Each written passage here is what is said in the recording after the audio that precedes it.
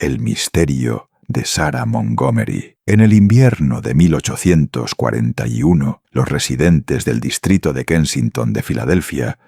comenzaron a informar de avistamientos de una niña pequeña deambulando por las calles adoquinadas al amanecer, con sus pies descalzos, dejando huellas ensangrentadas en la nieve que formaban patrones peculiares en el suelo helado. La niña, de no más de 8 años, se quedaba inmóvil durante horas frente al Hospital de Pensilvania, mirando la imponente fachada de ladrillo del edificio, con unos ojos que parecían demasiado viejos para su rostro, moviendo ocasionalmente sus labios como si estuviera recitando algo de memoria. Cuando se le acercaban los ciudadanos preocupados, hablaba en terminología médica que ninguna niña de su edad debería conocer, describiendo procedimientos quirúrgicos con una precisión clínica y detalles anatómicos que hacían que los hombres adultos se pusieran pálidos de incomodidad. Los registros de la ciudad de ese invierno, enterrados en las profundidades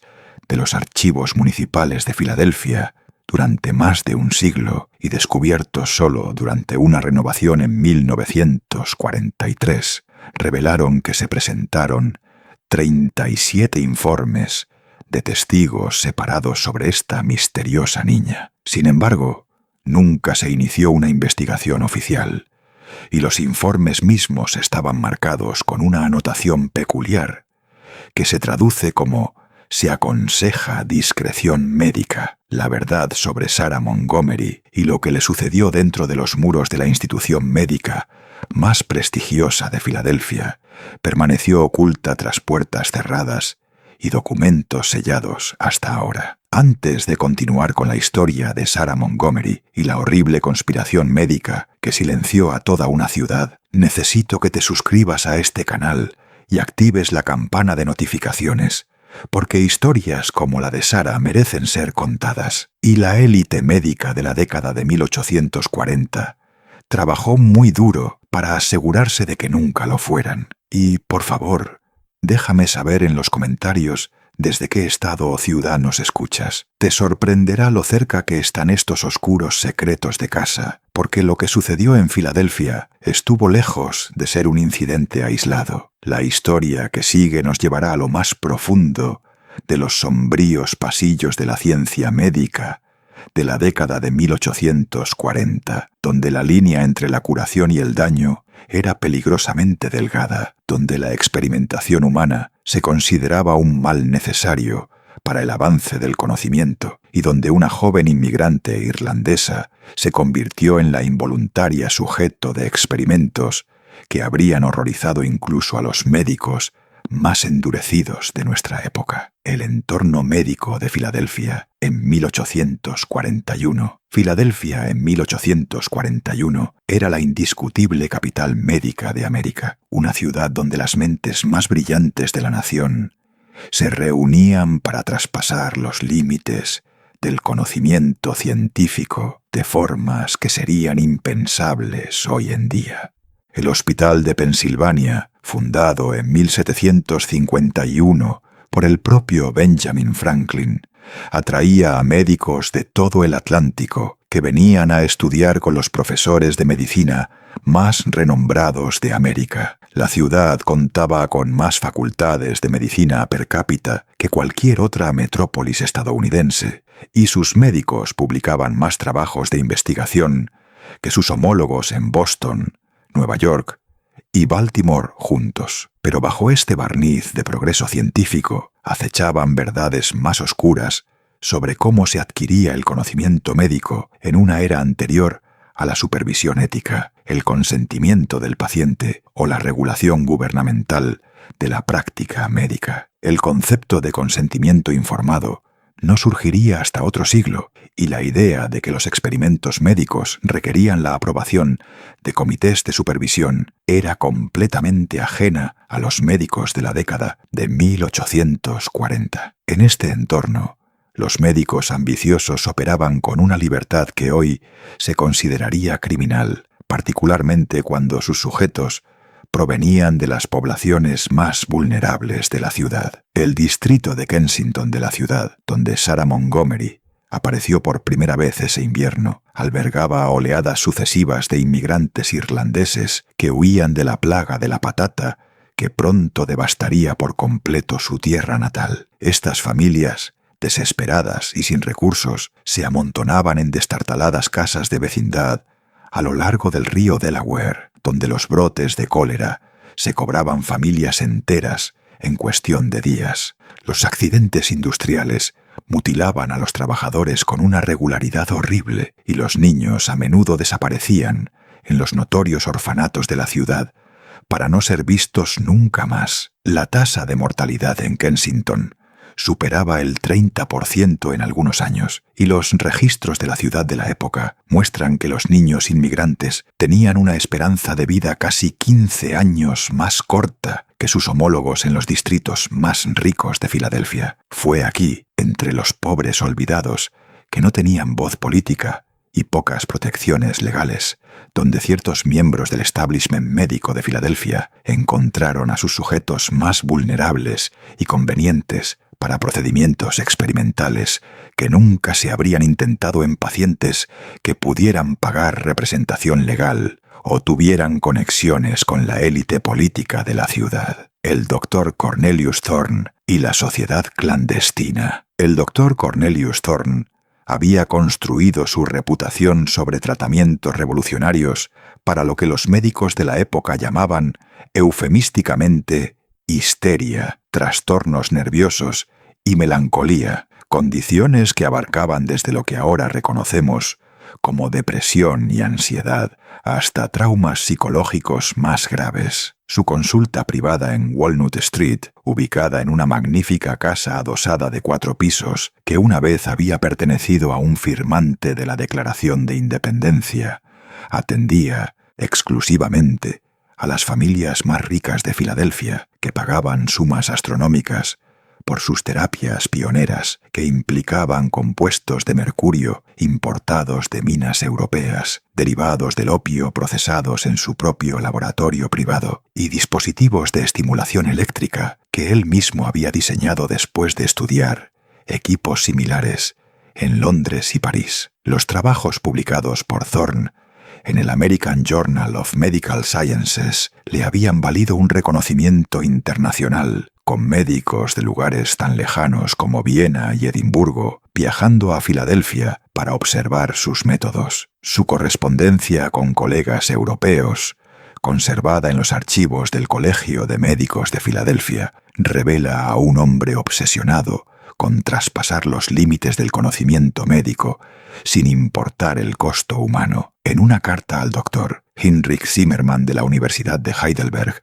Thorne escribió: «El avance de la ciencia médica requiere una voluntad de explorar territorios que la moralidad convencional podría considerar prohibidos. Nuestro juramento es la curación, pero la curación a gran escala a veces exige sacrificios que los individuos no pueden entender. Sin embargo, pocos cuestionaban la fuente de sus extensos estudios de caso sobre trastornos psicológicos infantiles, una investigación que requería acceso a docenas de sujetos jóvenes durante largos períodos, un acceso que habría sido imposible a través de canales médicos legítimos, dado el número limitado de familias ricas dispuestas a someter a sus hijos a tratamientos experimentales. El destino de Sarah Montgomery. Los padres de Sarah Montgomery, Bridget y Seamus, habían llegado a Filadelfia a bordo del buque mercante Celtic Dawn en septiembre de 1840, llevando consigo solo a su hija de 8 años, algunas pertenencias personales envueltas en tela aceitada y sueños de escapar de la abrumadora pobreza de Irlanda que ya se había cobrado la vida de los padres y 2 hermanos de Bridget a causa del hambre y las enfermedades. Seamus encontró un trabajo extenuante en las fábricas textiles que bordeaban el río Schuylkill, ganando un salario que apenas cubría el alquiler de una sola habitación, mientras que Bridget se encargaba de la colada de los hogares ricos en Society Hill, fregando la ropa a mano en agua tan fría que le dejaba los dedos agrietados y sangrando durante los meses de invierno. Alquilaron su modesta vivienda en una pensión de Kensington, propiedad de la señora Agnes Kellerman, una inmigrante alemana que había huido de Prusia en 1838, bajo circunstancias que nunca explicó del todo, pero que parecían involucrar las actividades políticas de su difunto marido y su posterior persecución por las autoridades prusianas. La señora Kellerman llevaba registros meticulosos de sus inquilinos, sus ocupaciones, su salud, sus relaciones familiares y sus circunstancias financieras, creando una documentación detallada que más tarde resultaría crucial para comprender el destino de Sara y la naturaleza sistemática de lo que les sucedía a los niños inmigrantes en Filadelfia durante este período. El invierno de 1840 a 1841 fue particularmente brutal para la población inmigrante de Filadelfia, con temperaturas que cayeron a niveles no vistos en décadas y la nieve acumulándose a profundidades que hacían casi imposible viajar por las calles sin pavimentar de la ciudad durante semanas seguidas. Seamus Montgomery desarrolló una tos persistente a causa de las fibras de algodón que gradualmente empeoró hasta convertirse en lo que ahora conocemos como neumoconiosis o enfermedad del pulmón marrón, una condición que finalmente destruiría por completo su sistema respiratorio. A medida que su condición se deterioraba y las facturas médicas se acumulaban, los médicos cobraban a los inmigrantes el doble de sus tarifas normales, sabiendo que no tenían otras fuentes de atención. La familia Montgomery se enfrentó a una elección que miles de familias inmigrantes desesperadas enfrentaban cada invierno: entregar a su hijo a una de las instituciones benéficas de la ciudad que prometían comida, refugio, educación y atención médica a cambio de los derechos de tutela legal de los padres. Estas instituciones, supuestamente operadas por organizaciones religiosas y sociedades médicas, en realidad servían como conductos que canalizaban a los niños vulnerables hacia la investigación experimental que financiaba el avance médico de Filadelfia, pero que requería sujetos que no pudieran protestar, escapar o buscar un recurso legal cuando los procedimientos salían mal. La mañana del 15 de enero de 1841, Agnes Kellerman hizo sus rondas habituales por la pensión, cobrando el alquiler y comprobando el bienestar de sus inquilinos, cuando descubrió la habitación de Sarah Montgomery completamente vacía. Las pocas posesiones de la niña, una muñeca desgastada hecha de retazos de lana irlandesa, una pequeña cruz de madera que había pertenecido a su abuela y el vestido andrajoso que había usado en el barco desde Irlanda, habían desaparecido junto con la niña. En la tosca mesa de madera se dejó un solo trozo de papel, escrito con una elegante caligrafía que claramente pertenecía a una mano educada y no a la escritura tosca de los inmigrantes de clase trabajadora. La nota, conservada en los documentos personales de la señora Kellerman y posteriormente donada a la Sociedad Histórica de Pensilvania, decía: la niña Sarah Montgomery ha sido puesta bajo atención médica adecuada para su propio bienestar y avance. Las deudas pendientes de la familia por los servicios médicos prestados a Seamus Montgomery se consideran por la presente satisfechas en su totalidad. No es necesario ni aconsejable realizar más preguntas con respecto a esta colocación. La nota llevaba un sello de aspecto oficial que pretendía representar a la Sociedad Médica de Filadelfia, aunque una investigación posterior reveló que no existía tal organización en ningún registro público, expediente corporativo o directorio profesional de la época. Los gritos de Bridget Montgomery esa mañana resonaron por los pasillos de la pensión y atrajeron a los vecinos de 3 manzanas de distancia, creando una conmoción que duró horas y requirió la intervención de los alguaciles de la ciudad. Ella afirmó que unos hombres con abrigos oscuros habían visitado la noche anterior, hablando en susurros con su marido mientras ella fingía dormir, y que había escuchado a Seamus sollozar en voz baja después de que se fueran. Cuando se le presionó para que diera más detalles, admitió que ella y Seamus habían firmado unos papeles que no podían leer. Desesperados por conseguir que Seamus siguiera recibiendo tratamiento médico para su empeoramiento de la salud y creyendo que su hija recibiría una educación adecuada y volvería con ellos una vez que su situación financiera mejorara. Cuando los padres de Montgomery intentaron localizar a Sarah a través de los canales oficiales, visitando todos los hospitales, orfanatos e instituciones religiosas de Filadelfia, se les dijo consistentemente que ninguna niña con ese nombre había sido registrada en ninguna instalación autorizada. Los secretarios de la ciudad, los administradores de los hospitales y los funcionarios de la iglesia afirmaron no tener ningún registro de Sarah Montgomery, a pesar de la documentación de aspecto oficial que la familia había recibido. Aún más inquietante, cuando Bridget Montgomery intentó presentar un informe de persona desaparecida ante las autoridades de la ciudad, se le informó que los niños puestos bajo atención médica con el consentimiento de los padres no podían ser considerados desaparecidos y que una investigación adicional requeriría una representación legal que la familia no podía pagar. La sociedad clandestina. La verdad detrás de la desaparición de Sarah era mucho más siniestra que un simple caso de deuda médica o colocación de un niño. El doctor Cornelius Thorne y un selecto grupo de los médicos más ambiciosos de Filadelfia habían establecido lo que ellos llamaban en privado la Sociedad para el Avance de la Ciencia Neurológica, una organización completamente clandestina que adquiría niños de familias inmigrantes desesperadas bajo la elaborada apariencia de atención médica, caritativa y avance educativo. Estos niños se convertían en sujetos involuntarios en tratamientos experimentales diseñados para poner a prueba los límites de la manipulación psicológica humana, la intervención farmacéutica y lo que Thorne denominó procedimientos de reestructuración cognitiva que intentaban alterar fundamentalmente el desarrollo mental de los niños a través de un trauma cuidadosamente controlado y la intervención química. La sociedad operaba a través de una red de intermediarios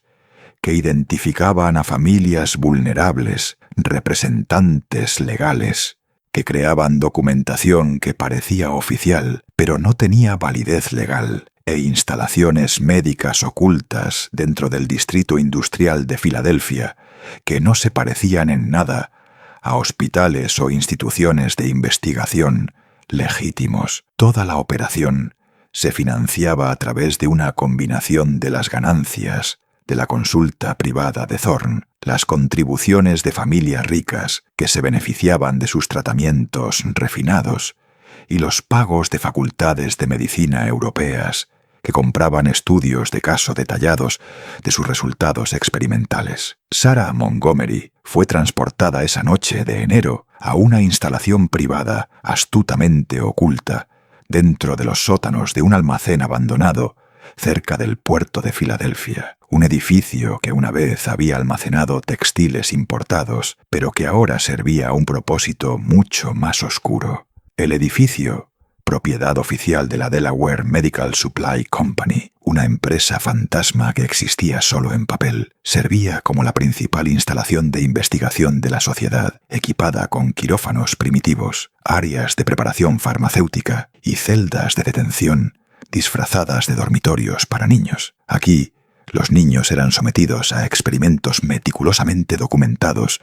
que implicaban dosis graduales de mercurio, láudano y otras sustancias. Sus reacciones se registraban meticulosamente en diarios encuadernados en cuero que detallaban cada aspecto de sus respuestas psicológicas y físicas durante períodos que a veces duraban años. Los experimentos seguían los protocolos científicos que Thorne había desarrollado a través de la correspondencia con colegas europeos que realizaban investigaciones similares en poblaciones carcelarias y disidentes políticos, adaptando sus métodos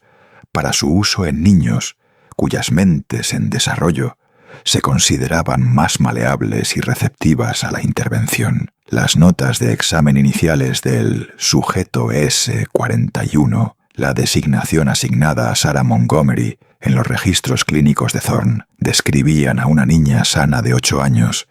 que demostraba una función cognitiva normal, respuestas emocionales apropiadas para su edad y ninguna señal de los trastornos psicológicos que Thorne tenía la intención de inducir o curar a través de sus tratamientos experimentales. Las notas personales del Dr. Thorne, descubiertas décadas después, escondidas detrás de una pared falsa en su oficina de Walnut Street, revelaron su particular interés en la excepcional capacidad de memoria de Sarah y su demostrada capacidad para aprender información compleja con una rapidez inusual, características que la hacían una candidata ideal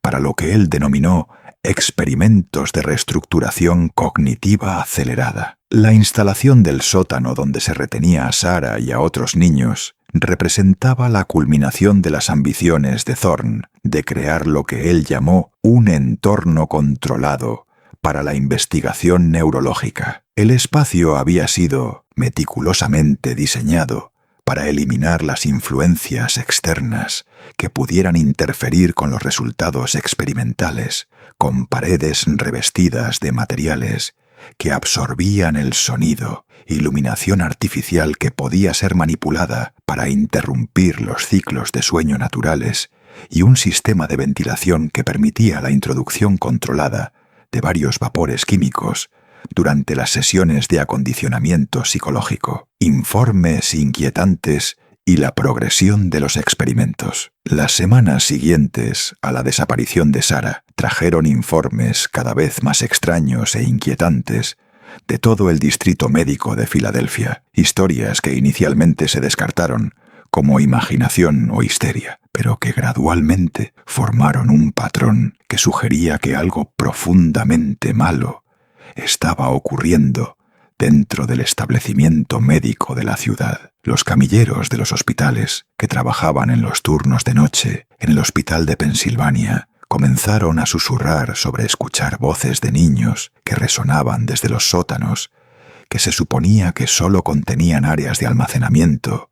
y equipos de servicios públicos, voces que parecían estar recitando terminología médica y descripciones anatómicas con una precisión que parecía imposible para niños pequeños. Las enfermeras informaron haber encontrado instrumentos quirúrgicos dispuestos en patrones que se asemejaban a juegos de niños, bisturíes colocados como muñecas, fórceps dispuestos para formar letras del alfabeto y vendajes atados en nudos elaborados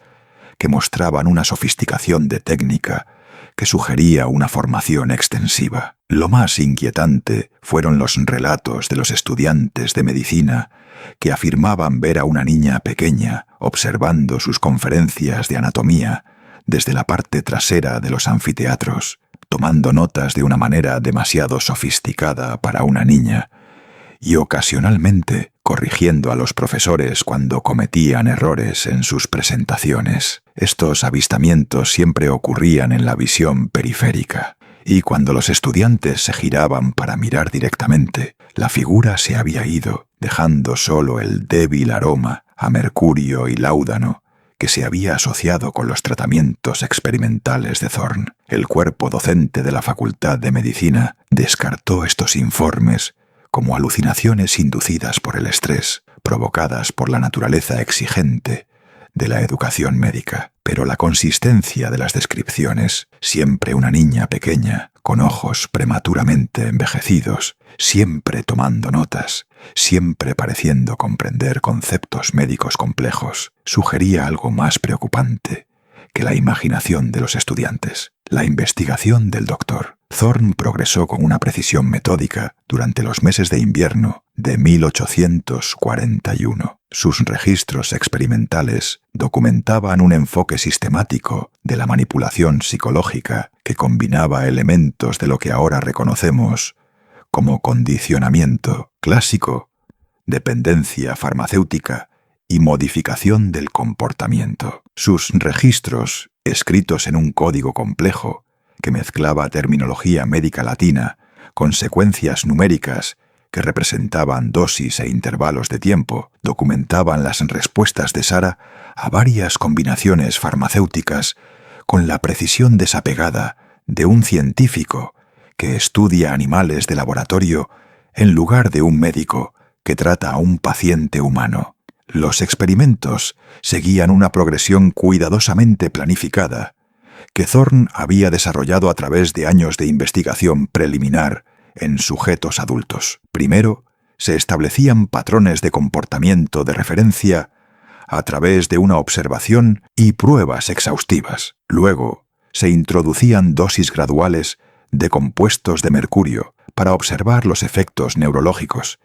y medir los cambios en la función cognitiva, seguidos de derivados del opio para probar la tolerancia al dolor y la maleabilidad psicológica, y finalmente, combinaciones de sustancias diseñadas para crear lo que Thorne denominó estados disociativos controlables, en los que los sujetos podían ser programados para responder a estímulos específicos de maneras predeterminadas. Las entradas más escalofriantes en los registros de Thorne describen la transformación gradual de Sarah bajo la influencia de sus tratamientos, un proceso que él documentó con el mismo desapego clínico que aplicó a todos sus sujetos de investigación. Inicialmente, ella mostraba respuestas infantiles completamente normales: miedo, confusión, llanto por sus padres e intentos de escapar o resistirse a los procedimientos que se le realizaban. Sin embargo, a medida que los experimentos continuaron y las alteraciones químicas en su cerebro en desarrollo se acumularon, ella comenzó a demostrar una adaptación inquietante a sus circunstancias que superó las proyecciones más optimistas de Thorne. En 6 semanas desde su llegada a la instalación, Sarah había aprendido a recitar términos anatómicos complejos con una pronunciación perfecta. Podía identificar instrumentos quirúrgicos solo con el tacto, incluso con los ojos vendados, y mostraba una comprensión de los procedimientos médicos que sorprendió incluso a los colegas más experimentados de Thorne. Aún más inquietante, comenzó a demostrar lo que Thorne describió como disociación empática, la capacidad de observar y analizar su propio sufrimiento con desapego clínico, mientras mantenía simultáneamente una conciencia emocional del dolor que se le infligía. La investigación de Agnes Kellerman. La señora Agnes Kellerman, impulsada por una combinación de preocupación maternal y sospechas arraigadas en sus propias experiencias con prácticas médicas autoritarias en Prusia, hizo repetidos y cada vez más desesperados intentos de recopilar información sobre el paradero y la condición de Sarah. Su enfoque metódico de la investigación, heredado del trabajo de su difunto marido como organizador político, la llevó a documentar cada conversación con las autoridades, cada intento fallido de localizar a Sarah a través de canales legítimos y cada inconsistencia en las explicaciones oficiales proporcionadas por las instituciones médicas y gubernamentales. Su investigación reveló patrones inquietantes que se extendían mucho más allá del caso individual de Sarah. Descubrió que las familias inmigrantes en todo Kensington habían informado de desapariciones similares en los 3 años anteriores, siempre siguiendo el mismo patrón: contacto inicial por parte de hombres bien vestidos que hablaban elocuentemente sobre atención médica y oportunidades educativas, documentación de aspecto oficial que los padres no podían leer, pero se sentían obligados a firmar, y la posterior incapacidad total de localizar a los niños a través de cualquier institución o autoridad legítima. Los antecedentes de la señora Kellerman. Había presenciado experimentos médicos realizados en prisioneros políticos en las cárceles prusianas durante la década de 1830. La hacían extremadamente sensible a los signos de abuso médico sistemático, disfrazado de investigación legítima o atención caritativa. Sus registros detallados, mantenidos en una mezcla de alemán e inglés, que los hacía difíciles de entender para los observadores casuales, eventualmente proporcionarían pruebas cruciales para los investigadores que finalmente expondrían la verdad sobre los experimentos médicos ocultos de Filadelfia. Mientras tanto, otras familias inmigrantes en Kensington comenzaron a informar de desapariciones similares con una frecuencia alarmante. El niño Flanagan de 7 años, desapareció después de que sus padres firmaran papeles para su colocación educativa, en lo que se les dijo que era un prestigioso internado. Los gemelos Kowalski, de 9 y 10 años, fueron llevados para una evaluación médica y nunca regresaron a pesar de las promesas de que la evaluación duraría solo unos días. La niña Riley, de 6 años, desapareció después de que su madre se convenciera de que un tratamiento médico especializado curaría las pesadillas persistentes de la niña. Cada familia había sido abordada por los mismos hombres bien vestidos que hablaban con autoridad sobre oportunidades para sus hijos, atención médica que abordaría problemas de salud que las familias no podían permitirse tratar, y un avance educativo que sacaría a sus hijos de la pobreza permanentemente. Cada familia había estado lo suficientemente desesperada como para creer promesas que parecían demasiado buenas para ser verdad, y cada familia había descubierto demasiado tarde que la documentación que habían firmado contenía un lenguaje legal que renunciaba permanentemente a sus derechos parentales bajo circunstancias que hacían imposibles los desafíos legales. El almacén de los horrores. La instalación del almacén donde se retenía a estos niños se había transformado en una grotesca parodia de una institución médica legítima, con bibliotecas de investigación,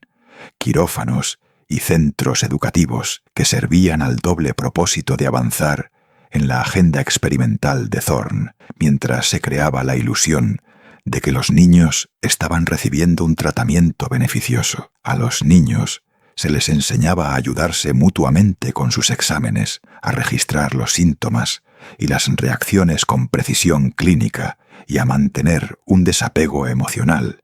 incluso mientras presenciaban procedimientos que habrían traumatizado a los observadores adultos. Se les recompensaba por su cumplimiento con mejor comida, ropa más abrigada, libros y materiales educativos, y la promesa constante de que su cooperación eventualmente los llevaría a regresar a casa con sus familias, quienes, se les decía, esperaban ansiosamente su regreso. La manipulación psicológica era tan sofisticada que muchos de los niños comenzaron a creer que eran participantes privilegiados en una importante investigación médica, en lugar de víctimas de un abuso sistemático. Una transformación que Thorne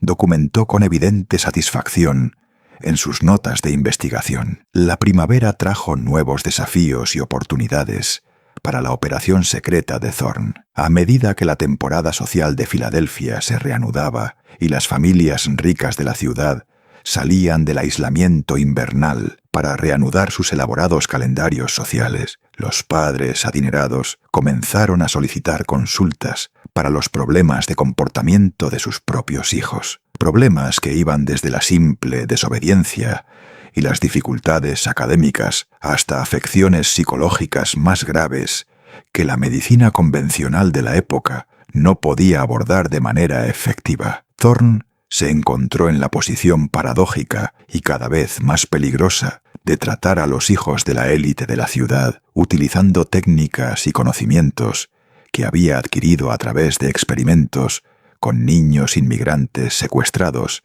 y escondidos en la instalación de su sótano. La ironía no se le escapó. Los mismos tratamientos que habían alterado o destruido fundamentalmente las mentes de niños como Sarah Montgomery ahora eran solicitados por padres dispuestos a pagar enormes sumas por su aplicación a sus propios hijos, aunque en formas considerablemente modificadas y más suaves. Sus notas de pacientes de este período, conservadas en su correspondencia privada con colegas, revelan a un hombre que lucha con las implicaciones éticas de su trabajo, mientras que al mismo tiempo se siente impulsado por la curiosidad científica y la ambición profesional para continuar su investigación sin importar el costo humano. En una carta a su socio de investigación principal, el Dr. Edmund Harwell, Thorne escribió: «Me encuentro en la peculiar posición de curar a los hijos de aquellos que me condenarían si supieran la fuente de mi conocimiento. Sin embargo, la ciencia avanza a través del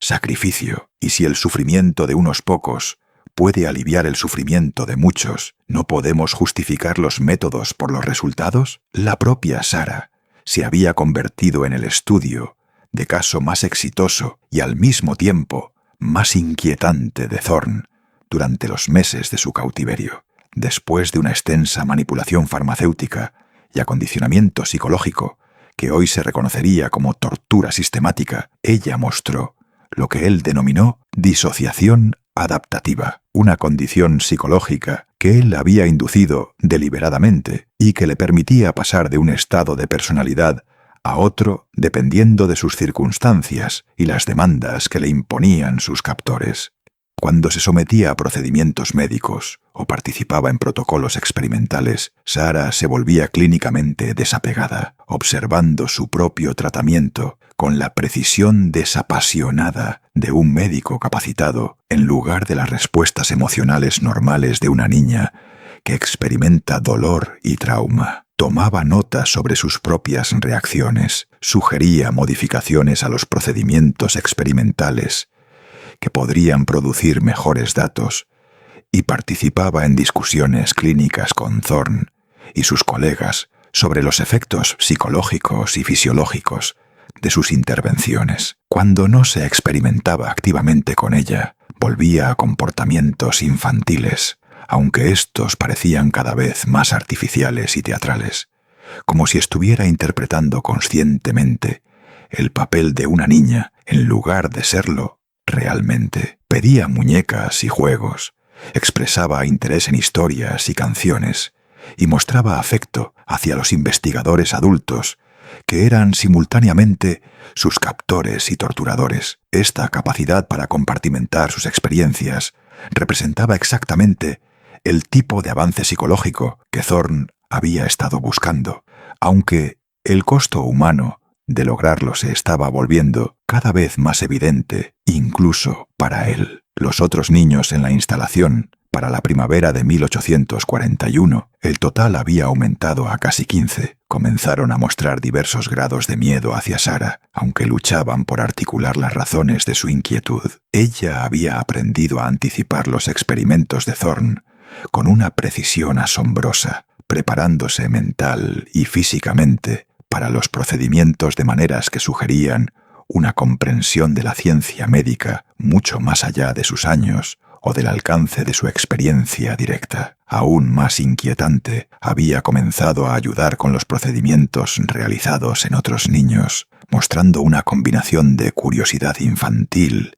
y precisión clínica que inquietaba incluso a los asistentes más endurecidos de Thorne. Ella consolaba a los niños más pequeños durante los procedimientos dolorosos, mientras simultáneamente recopilaba datos sobre sus respuestas para incluirlos en las notas de investigación de Thorne, creando una situación en la que las víctimas de los experimentos estaban siendo utilizadas para facilitar una mayor victimización de sus compañeros cautivos. El doctor Edmund Hardwell, socio de investigación principal de Thorne y cofundador de su sociedad clandestina, comenzó a expresar serias preocupaciones sobre la dirección y las implicaciones de su trabajo, a medida que avanzaba la primavera y el alcance de sus experimentos se expandía más allá de sus intenciones originales. Su correspondencia personal, descubierta más tarde entre los documentos de su patrimonio tras su muerte,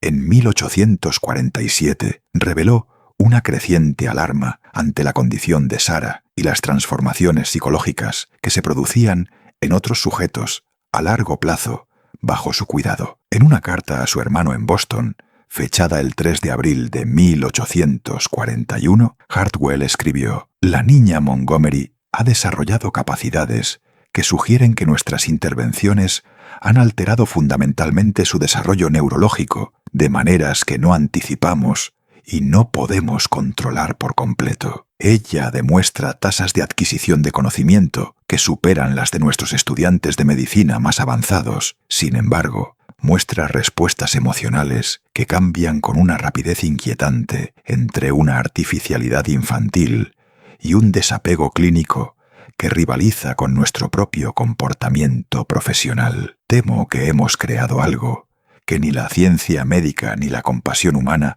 pueden abordar adecuadamente. Y me pregunto si nuestra búsqueda de conocimiento justifica el daño permanente que hemos infligido a mentes en desarrollo. La rebelión de Rebecca Stanwood y Agnes Kellerman. La primavera de 1841 también trajo una mayor atención por parte de los ciudadanos de Filadelfia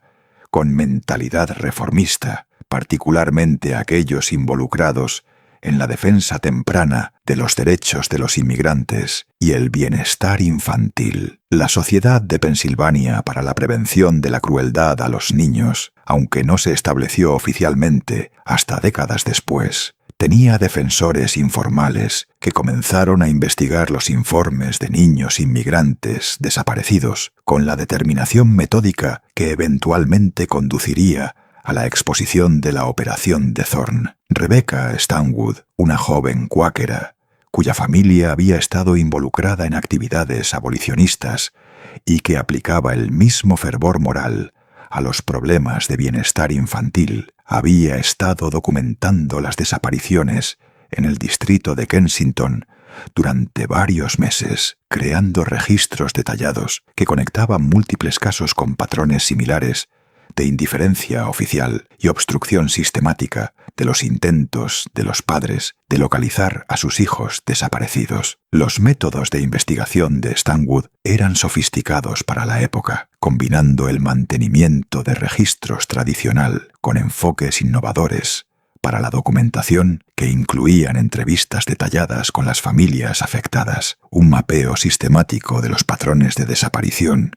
y un análisis cuidadoso de las respuestas oficiales o la falta de ellas por parte de las autoridades de la ciudad. Su trabajo reveló no solo casos individuales de niños desaparecidos, sino también evidencia de corrupción institucional que permitió y protegió el tráfico sistemático de niños para la experimentación médica. Su investigación la llevó directamente a la señora Kellerman, cuyos antecedentes alemanes y habilidades lingüísticas la hicieron invaluable para comunicarse con familias inmigrantes de varios países europeos que a menudo tenían dificultades con el inglés y se sentían intimidadas por las autoridades oficiales. Juntas comenzaron a mapear las desapariciones a través de líneas étnicas y geográficas,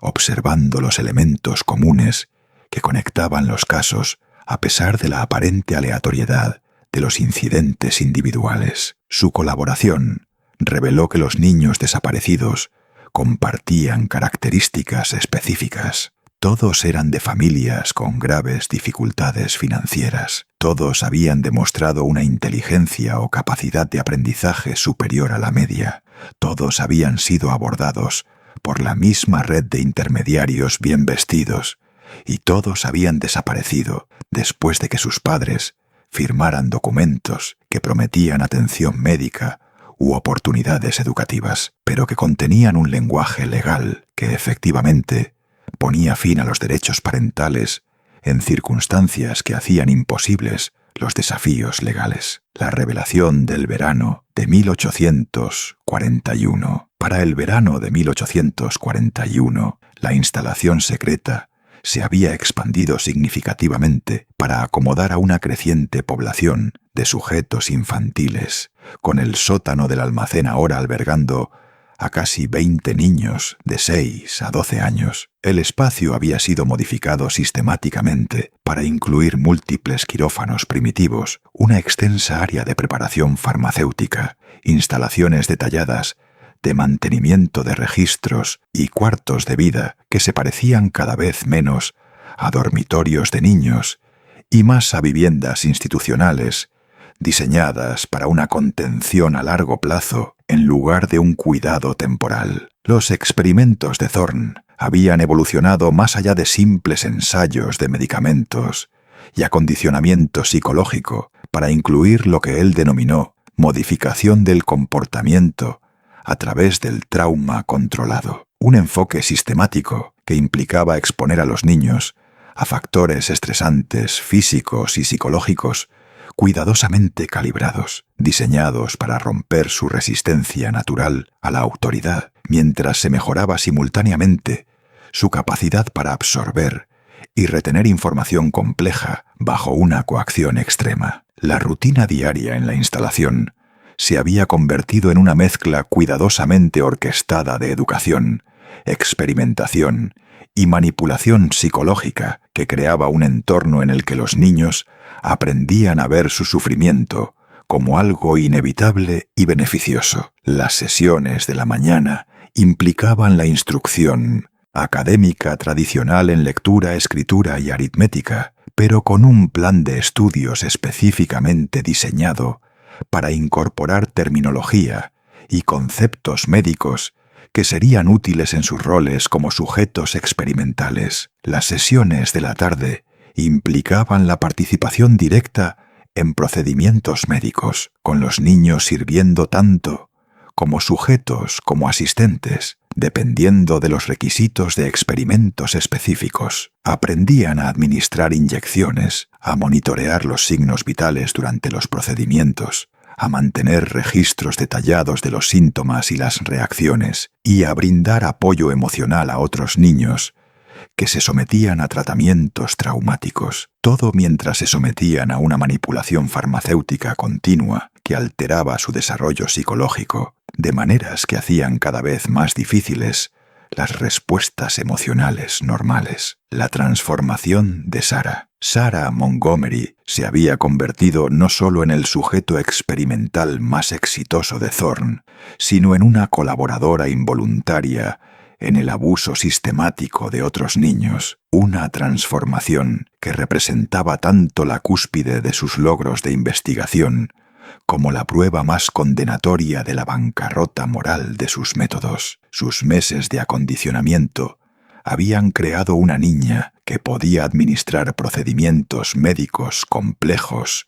con la precisión de un médico capacitado, mientras mantenía las suficientes características infantiles para consolar y manipular a otras víctimas jóvenes. Su papel en la instalación había evolucionado para incluir responsabilidades que habrían sido impensables en cualquier institución médica o educativa legítima. Realizaba evaluaciones psicológicas iniciales de los recién llegados, ayudaba en la preparación de compuestos farmacéuticos utilizados en los experimentos y servía como enlace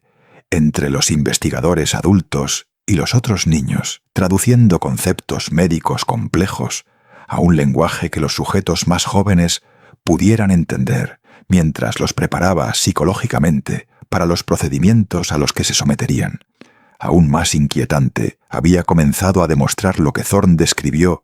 como desapego empático, una condición psicológica que él había cultivado deliberadamente que le permitía brindar un consuelo emocional genuino a otros niños durante procedimientos traumáticos, mientras simultáneamente recopilaba datos detallados sobre sus respuestas para incluirlos en su documentación de investigación. Esta capacidad para funcionar simultáneamente como víctima, perpetradora y observadora representaba exactamente el tipo de avance psicológico que Thorne había estado buscando a través de su investigación, aunque el costo humano de lograrlo se estaba volviendo imposible de ignorar. El punto de inflexión llegó a finales de julio, cuando un nuevo sujeto, un niño polaco de 6 años llamado Stanislaw Kowalczyk, murió durante uno de los experimentos de 1900 Thorne con envenenamiento por mercurio, una muerte que no fue accidental,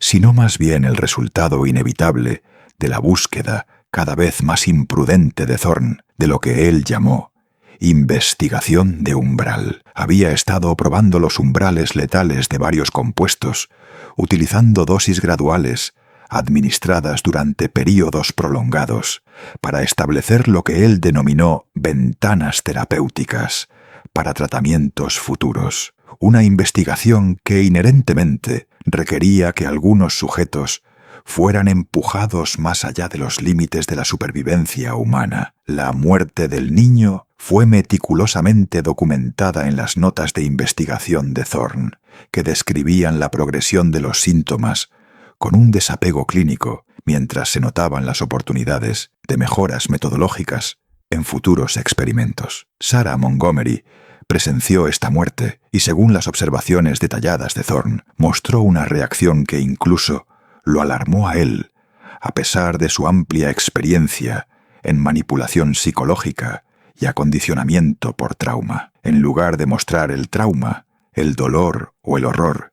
que se esperaría de una niña normal de 8 años que presenciara la muerte de un compañero más joven, Sarah demostró lo que Thorne describió como curiosidad clínica mejorada por el compromiso emocional. Ella examinó el cuerpo del niño inmediatamente después de la muerte. Tomó notas detalladas sobre la progresión de los síntomas que había observado, hizo preguntas sofisticadas sobre los procesos fisiológicos que habían llevado a su muerte y sugirió modificaciones a los protocolos experimentales que podrían evitar resultados similares en futuras investigaciones. Su respuesta fue tan completamente medicalizada e intelectualmente sofisticada que Thorne comenzó a preguntarse si sus experimentos habían tenido éxito más allá de sus intenciones, creando una transformación psicológica tan completa que la niña original había dejado de existir. En sus notas privadas escribió: «El sujeto S41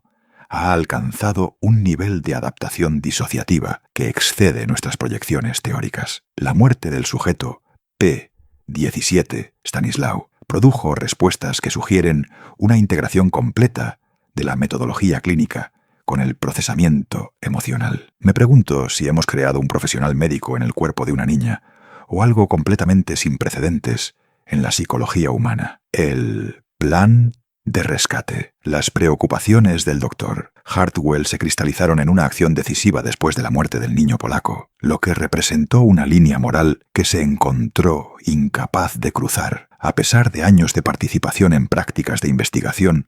cada vez más cuestionables. Comenzó a documentar en secreto las operaciones de la instalación, no con fines científicos, sino como evidencia de lo que ahora reconocía como una actividad criminal sistemática que había evolucionado mucho más allá de los límites de la investigación médica legítima. Su documentación clandestina incluía bocetos detallados de las condiciones de vida de los niños, copias de los protocolos experimentales de Thorne, fotografías tomadas con equipo de daguerrotipo primitivo y, lo que es más importante, registros médicos completos que documentaban el daño físico y psicológico infligido a cada niño durante meses o años de abuso sistemático. Sus registros también incluían planos detallados de la distribución de la instalación, los procedimientos de seguridad y las rutinas operativas diarias, información que resultaría crucial para planificar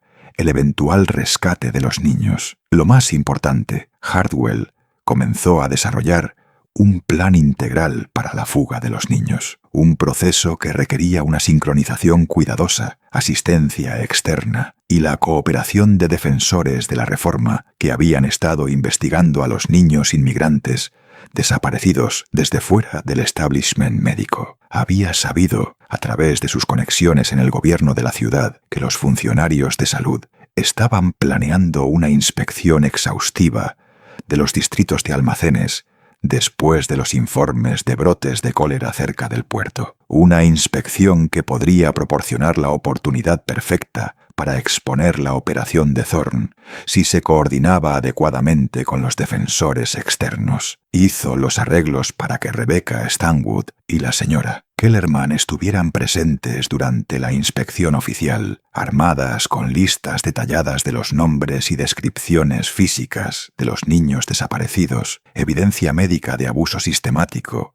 y documentación legal que haría imposible la supresión oficial del escándalo, incluso para el notoriamente corrupto establishment político de Filadelfia. La confrontación final. El plan requería una coordinación precisa porque Thorne se había vuelto cada vez más paranoico por ser descubierto a medida que el alcance de su operación se expandía y el número de niños desaparecidos atraía más atención de los defensores de la reforma. Había establecido elaborados procedimientos de seguridad, mantenido registros detallados sobre los funcionarios de la ciudad que pudieran representar amenazas para su operación y desarrollado planes de contingencia para destruir la evidencia y eliminar a los testigos si la exposición se volvía inminente. La mañana del 3 de agosto de 1841, mientras los inspectores de la ciudad se acercaban al distrito de almacenes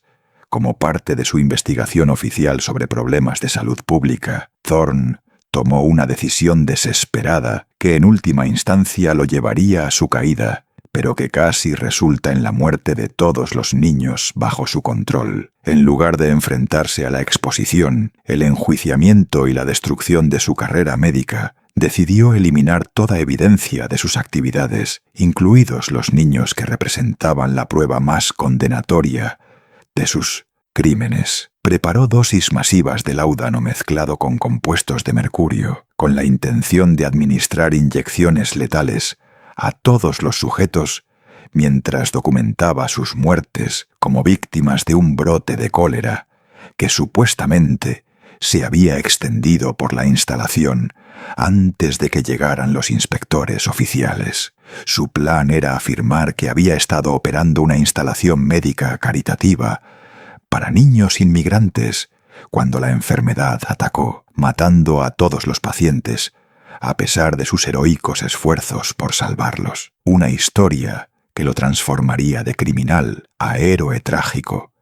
mientras eliminaba a todos los testigos de sus actividades experimentales. Pero Sarah Montgomery, cuyos meses de acondicionamiento intensivo le habían dado una comprensión íntima de los métodos de Thorne, el estado psicológico y los preparados farmacéuticos, reconoció de inmediato la intención letal detrás de sus actividades. Su cerebro químicamente alterado, entrenado para analizar procedimientos médicos con precisión clínica, identificó la naturaleza mortal de la preparación y se dio cuenta de que Thorne tenía la intención de asesinar a todos los niños para protegerse de la exposición. Lo que sucedió a continuación sería recordado por los niños sobrevivientes por el resto de sus vidas, aunque sus testimonios serían descartados por las autoridades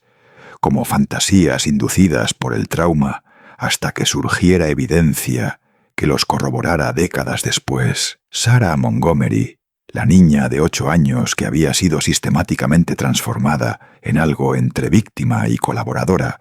tomó la decisión que salvaría la vida de los otros niños, mientras aseguraba su propia destrucción psicológica permanente. Justo cuando pensábamos que lo habíamos visto todo, el horror en Filadelfia se intensifica, más allá de lo que podríamos haber imaginado. Si esta historia te está dando escalofríos y quieres saber cómo concluye la aterradora experiencia de Sarah Montgomery, comparte este video con un amigo al que le gusten los misterios oscuros. Dale al botón de me gusta para apoyar nuestro contenido. Y no olvides suscribirte para no perderte nunca historias como esta. La verdad sobre lo que sucedió en el sótano de ese almacén te sorprenderá. Y estamos a punto de descubrir juntos cómo la mente de una niña, retorcida por meses de experimentación médica, se convirtió en la clave para salvar vidas mientras destruía su propio futuro. Descubramos juntos lo que sucede a continuación en la devastadora historia de Sarah Montgomery, la confrontación final y sus consecuencias. La confrontación final de Sarah Montgomery con el doctor Cornelius Thorne en el laboratorio del sótano de la instalación del almacén reveló la espantosa magnitud de lo que sus meses de experimentación sistemática habían creado. No solo una niña traumatizada, sino algo sin precedentes en la literatura médica, una mente de 8 años que había sido reestructurada química y psicológicamente para funcionar con la precisión clínica de un médico capacitado, mientras conservaba las necesidades emocionales y las vulnerabilidades de una niña pequeña. Mientras Thorne preparaba las inyecciones letales destinadas a silenciar a sus víctimas de forma permanente, Sarah se le acercó con el comportamiento tranquilo y sereno que se había convertido en su respuesta predeterminada a las situaciones médicas. Comenzó a hablar en la terminología clínica precisa que él le había inculcado en su conciencia a través de meses de acondicionamiento farmacéutico y manipulación psicológica, pero sus palabras tenían una profundidad analítica que lo tomó completamente por sorpresa. Describió en un lenguaje médico preciso que demostraba una comprensión completa de las interacciones farmacéuticas y la fisiología humana, los efectos exactos que el láudano concentrado, mezclado con compuestos de mercurio, tendría en la fisiología infantil. Explicó el cronograma de los síntomas que ocurrirían, la somnolencia y la confusión iniciales, seguidas de depresión respiratoria, arritmia cardíaca y la eventual muerte por asfixia. Pero lo que es más importante, detalló las formas específicas en que las muertes serían descubiertas y analizadas por los investigadores, a pesar de sus esfuerzos por ocultarlas. Sus palabras detuvieron a Thorne en seco porque revelaban no solo conocimiento médico, sino un pensamiento estratégico que excedía sus propias capacidades de planificación. Aquí había una niña de 8 años hablando con la autoridad y la precisión analítica de un médico capacitado, explicando con calma por qué su plan fracasaría tanto desde una perspectiva médica como de investigación. Señaló detalles que él había pasado por alto en su desesperación, el olor distintivo del opio concentrado que persistiría en el almacén durante días, el patrón de quemaduras químicas en las gargantas de los niños que indicaría la ingestión forzada y el hecho de que la señora Kellerman ya había proporcionado a los investigadores descripciones físicas detalladas de los niños desaparecidos que harían inevitable la identificación, incluso si sus rostros estuvieran dañados por el proceso de envenenamiento. Pero la intervención de Sarah no estuvo motivada por el heroísmo o un despertar moral en ningún sentido convencional. Sus meses de acondicionamiento habían creado algo mucho más inquietante que una niña que había aprendido a resistir a sus captores. Habían creado una niña cuya motivación principal se había convertido en la curiosidad clínica por el sufrimiento humano y el colapso psicológico. Ella quería observar lo que sucedería cuando llegaran las autoridades. Quería documentar la desintegración psicológica de Thorne bajo presión. Quería registrar las respuestas de los otros niños cuando se dieran cuenta de que podrían ser rescatados.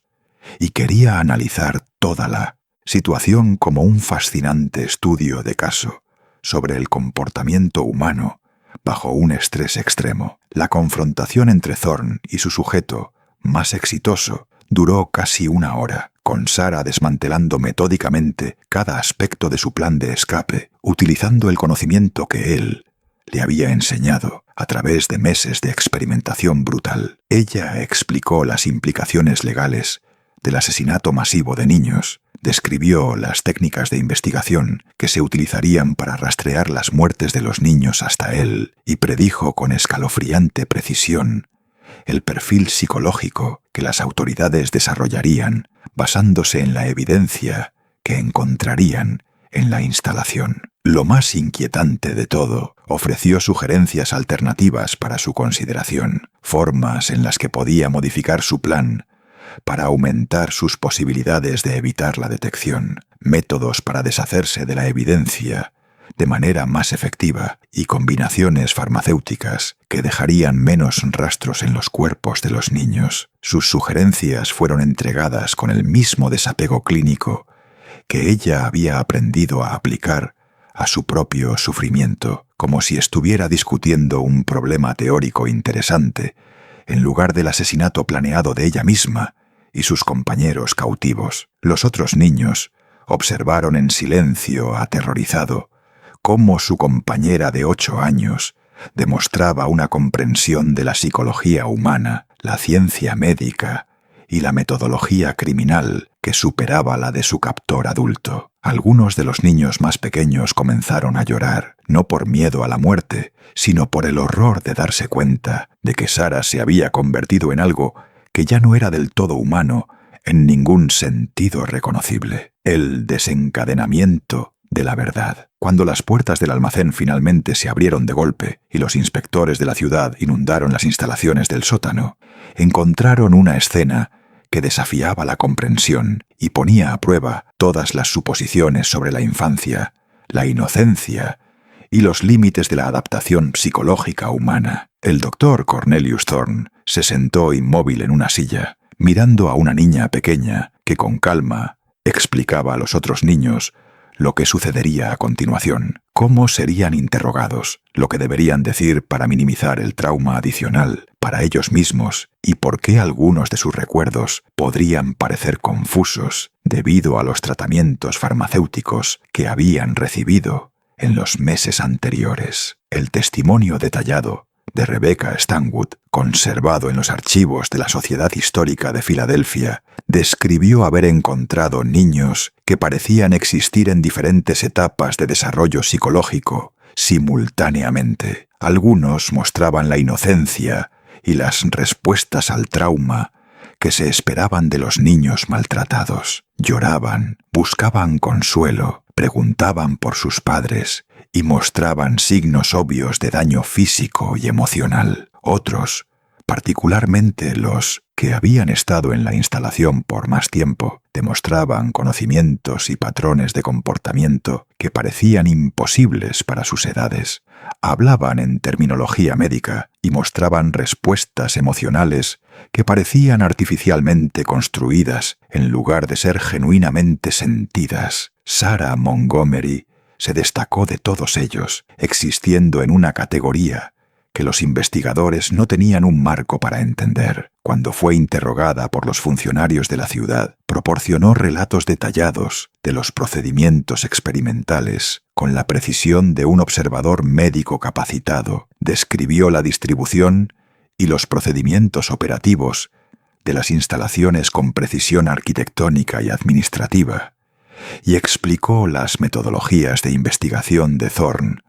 utilizando un lenguaje técnico que los investigadores tuvieron que hacer, que se confirmará consultando a otros médicos. Sin embargo, entre estas recitaciones clínicas, de repente volvía a preguntar por su madre, a expresar preocupación por una muñeca perdida o a llorar por decepciones menores, mostrando las necesidades y respuestas emocionales de la niña de 8 años, que todavía era debajo de las capas de acondicionamiento psicológico y manipulación farmacéutica que la habían transformado en algo sin precedentes en la literatura médica. El doctor Thorne nunca fue juzgado por sus crímenes. Dentro de las 6 horas posteriores al descubrimiento de la instalación, fue encontrado muerto en su oficina de Walnut Street, aparentemente por una sobredosis autoadministrada de los mismos compuestos de mercurio que había utilizado en sus experimentos. Su nota de suicidio, escrita en el mismo lenguaje clínico que había utilizado a lo largo de su documentación de investigación, describía a Sarah Montgomery como el resultado más exitoso y más trágico de nuestras investigaciones sobre la maleabilidad de la conciencia humana, y concluía con la observación de que la ciencia exige sacrificios, pero quizás algunos conocimientos son demasiado terribles para poseerlos. El legado de Sarah Montgomery. La investigación oficial sobre lo que se conoció en los periódicos de Filadelfia como el incidente de los niños de Kensington duró 6 semanas y concluyó con hallazgos que no satisficieron a nadie involucrado, ni a las familias de las víctimas, ni a los defensores de la reforma que habían trabajado para exponer los crímenes, y ciertamente ni al establishment médico que se encontró bajo un escrutinio sin precedentes por primera vez en la historia de la ciudad. La Sociedad Médica de Filadelfia se desvinculó de cualquier conexión con el trabajo de Thorne, alegando que había operado de forma independiente a pesar de la abrumadora evidencia de apoyo institucional, financiación y colaboración de miembros respetados de la comunidad médica. Los funcionarios de la ciudad declararon que 11 niños habían sido recuperados de una detención ilegal y serían devueltos a sus familias, aunque los testigos informaron haber visto casi el doble de ese número en la instalación, y varios niños que habían sido documentados como desaparecidos nunca fueron contabilizados en los registros oficiales. La mayoría de los niños rescatados finalmente se reunieron con sus familias, aunque el proceso tomó meses y requirió un tratamiento médico extenso que la ciudad se mostró reacia a financiar y el establishment médico se mostró reacio a proporcionar. Los efectos a largo plazo de sus experiencias variaron dramáticamente dependiendo de la duración y la intensidad de su cautiverio. Algunos se recuperaron lo suficiente como para llevar vidas relativamente normales. Sus recuerdos de la instalación del almacén se desvanecieron con el tiempo o fueron suprimidos a través de lo que ahora reconocemos como mecanismos de defensa psicológicos. Otros lucharon con problemas de comportamiento, dificultades de aprendizaje y problemas psicológicos que la medicina de la década de 1840 no tenía un marco para comprender o tratar de manera efectiva. El caso de Sarah Montgomery resultó ser el más desafiante para las autoridades, los profesionales médicos y su propia familia. Sus padres, Bridget y Seamus, habían emigrado a Filadelfia creyendo que podían brindarle a su hija oportunidades no disponibles en la cada vez más desesperada situación económica de Irlanda. Encontraron, en cambio, que la habían entregado a circunstancias que habían destruido a la niña que habían conocido, mientras se creaba algo sin precedentes en la literatura médica, un ser que poseía el conocimiento y las capacidades analíticas de un médico, capacitado contenido dentro del cuerpo,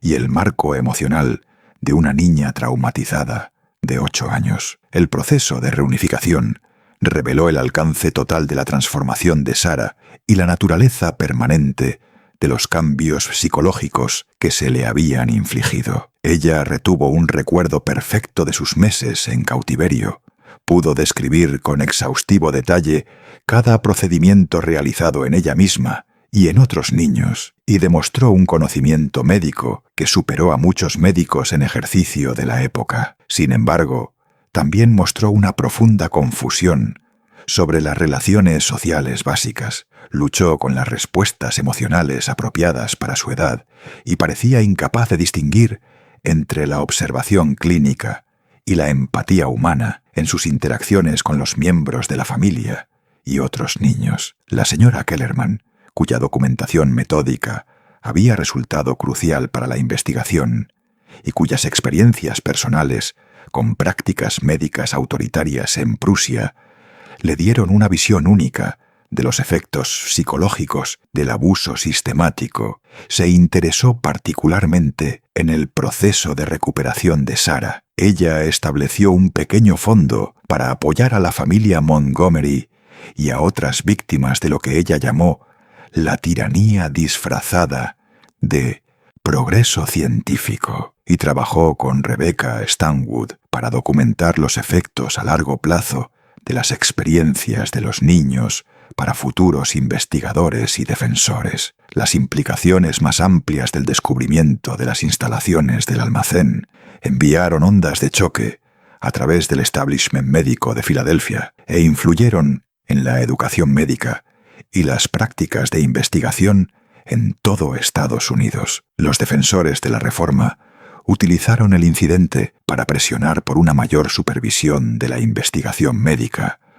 pautas éticas estandarizadas para la experimentación humana y protecciones legales para las poblaciones vulnerables que podrían ser objeto de investigación. Sin embargo, los tradicionalistas en la comunidad médica argumentaron que los crímenes de Thorne no debían usarse para impedir la investigación científica legítima, y el debate continuó durante años sin dar lugar a cambios significativos en la práctica médica o los marcos legales. Sarah Montgomery vivió hasta la edad adulta, aunque la niña que había sido arrebatada de sus padres en enero de 1841 nunca regresó realmente a ellos. La joven que llevaba su nombre poseía capacidades y conocimientos que la hacían invaluable para los investigadores médicos, mientras que simultáneamente hacían que las relaciones sociales normales y el desarrollo emocional fueran casi imposibles. Nunca se casó, nunca tuvo hijos propios, y pasó la mayor parte de su vida adulta como consultora no oficial de médicos que trataban casos psicológicos inusuales. Un trabajo que le permitió usar su conocimiento único mientras evitaba las demandas emocionales de las relaciones sociales convencionales. Sus últimos años los pasó escribiendo memorias detalladas de sus experiencias, documentos que se consideraron demasiado inquietantes para su publicación durante su vida, pero que proporcionaron el relato más completo de la experimentación médica temprana en niños jamás registrado. Estos escritos, descubiertos en la década de 1920, entre los documentos de un médico de Filadelfia que había consultado con ella sobre casos difíciles, proporcionaron a los historiadores médicos una visión sin precedentes de los efectos psicológicos del trauma sistemático y la manipulación farmacéutica en las mentes en desarrollo. El almacén donde tuvieron lugar los experimentos fue demolido en 1847. Oficialmente debido a preocupaciones estructurales, aunque muchos creían que la destrucción tenía la intención de eliminar la evidencia física de las atrocidades que se habían cometido allí. El sitio ahora se encuentra debajo de un estacionamiento en el barrio de Northern Liberties de Filadelfia, sin marcar, excepto por una pequeña placa instalada por la Sociedad Histórica de Pensilvania,